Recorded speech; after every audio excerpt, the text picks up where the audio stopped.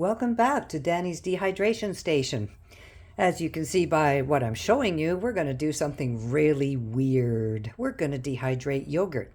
And I've chosen this one. This is actually one of my favorite yogurts, and there's a reason for it. I get this from Nature's Fair. I'm not sure where else you can get it. But I love how there is like very little sugar and carbs in this, like 3/4 of a cup. Your total is 12 grams. You can't even do that good with milk.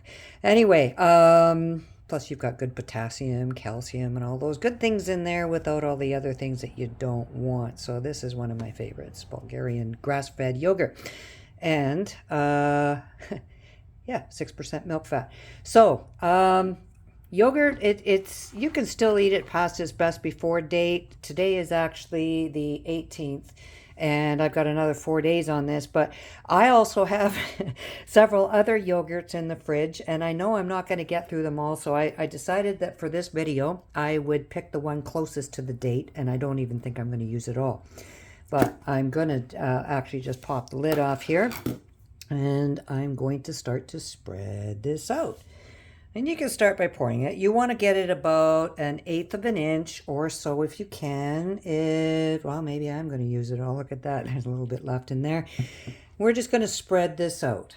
I chose this spoon because it's a little bit flatter and bigger and easier to work with. And you might find that maybe a little spatula, which is probably what I should have grabbed, a little nice, tiny, silicone spatula would have been great in this, but that's okay. I like to do everything the hard way. So we're going to we're going to do it with the simplest of basic tools because, well, hey, what if you don't have a spatula, right? Okay, now this is going to be thicker than I really wanted it, but that's okay. We're going to do our best to get it even. Again, this is where a spatula probably would have been a smarter idea. And chances are, when I finish doing this little bit, I'm going to stall the video. Yeah, in fact, I'm going to stall the video and go get a spatula so I can get this a little bit flatter for you. Don't go away. I'll be right back. Okay, I'm back with my trusty handy dandy little spatula here, and this should help me do a better job.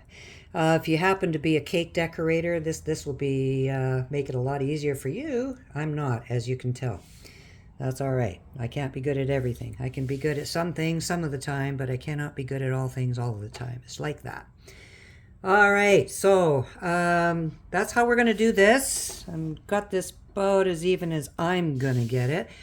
Well, no, I'm going to work this a little bit more. Stick my fingers in there while I'm at it because, that always helps. And here we go. So 115 is 110 to 115. I'm going to go 115. They say 6 to 8 hours, but again, it depends how thick you've got it.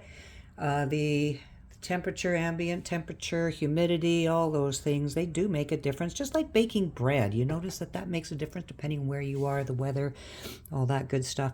All right, I'm getting almost fussy fidgety, and I'm not going to get much better, so we'll call it good at that. And let me just get you off the camera stand. You notice my teacup is holding my stand for me? I am going to invest in some better equipment, guys. I'm just starting out. All right, so let's get this down to about 115.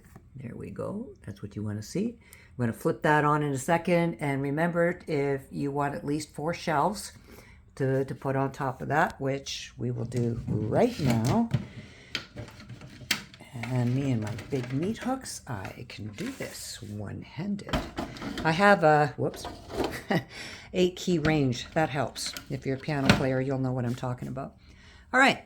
Flip that on, and we'll be back in, I don't know, we're going to check this in about 4 hours, see how this looks. It's going to turn out a lot like a fruit leather roll-up, depending on how far we take it. All right, stay tuned.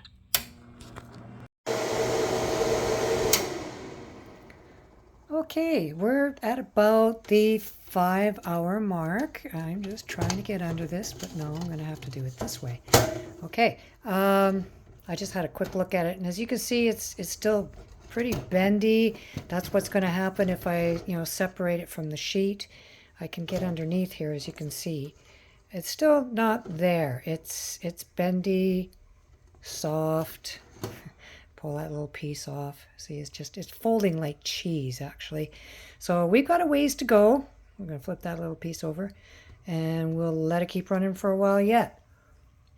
And yeah, stay tuned. Well, 11 hours has gone by since I first started this, I should say. I did check in with you once, but we just carried on.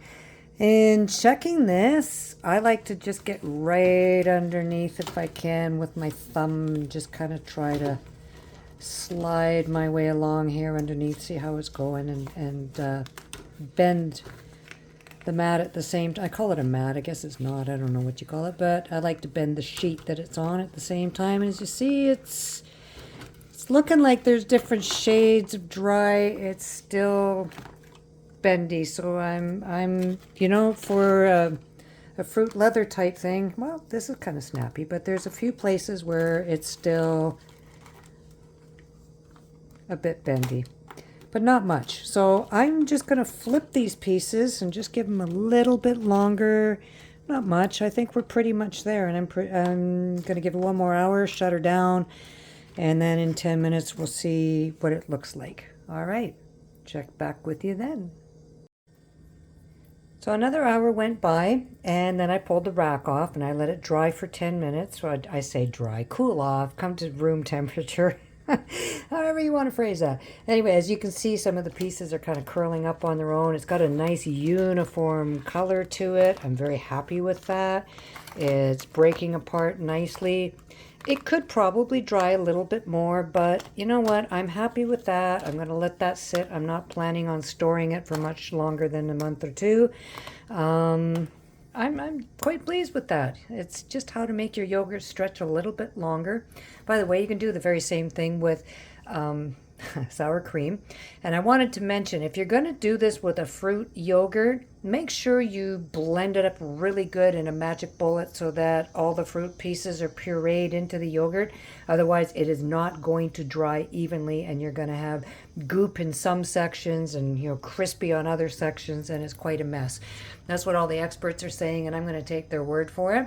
So the next time when I try a yogurt, I will do a fruit yogurt, and I'll remind you of that by taking you through that process as well. So this is roughly 12 hours for a good thick layer of yogurt at 115 degrees. Now I can put that in a backpack if I want, mix that up with some raisins, some nuts, granola, whatever. That would be a hiker special right there on the spot.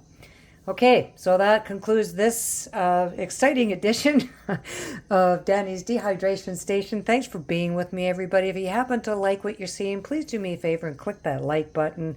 It helps me, and I love knowing how you feel about things. So, all right, take care. Until next time, stay safe.